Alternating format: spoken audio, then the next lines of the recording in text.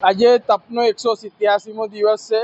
આ તપ શરૂ કરવાનો મુખ્ય સંકલ્પ વડોદરાના ઐતિહાસિક વારસાનું યોગ્ય રિસ્ટોરેશન, જાળવણી અને મેન્ટેનન્સ થાય અને રોજ ખુલ્લા પગે માંડવી નીચે 12 થી 4 અષ્ટાક્ષર મંત્રનો જપ એટલા માટે જ કરું કે મહાનગરપાલિકા આનું કામ ઝડપથી શરૂ કરાય।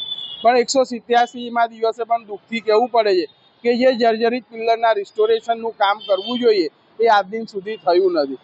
તો હવે કહીએ તો 15 દિવસ પછી દેવઉઠી એકાદશીથી 4 દરવાજાના જે 3 ઐતિહાસિક મંદિરો છે, વિઠ્ઠલનાથજી મંદિર, રણછોડરાયજીની હવેલી અને નરસિંહજી ભગવાનનું મંદિર, આ ઐતિહાસિક વરઘોડા સદીઓથી નીકળતા આવ્યા છે। આ વરઘોડાની પરંપરા રહેલી છે ગાયકવાડી સમયથી કે માંડવીના વચ્ચેથી નીકળી કમાનમાંથી એ જે તે રૂટ ઉપર આગળ વધતા હોય છે। પણ જે રીતે મહાનગરપાલિકાએ બેરિકેડિંગ કર્યું છે, ગડરો લગાવ્યા છે, તો આ વર્ષે આ પરંપરા કેવી રીતે જળવાશે અને મહાનગરપાલિકા કેવી રીતનું આયોજન કરશે, એક મોટો પ્રશ્ન રહ્યો છે।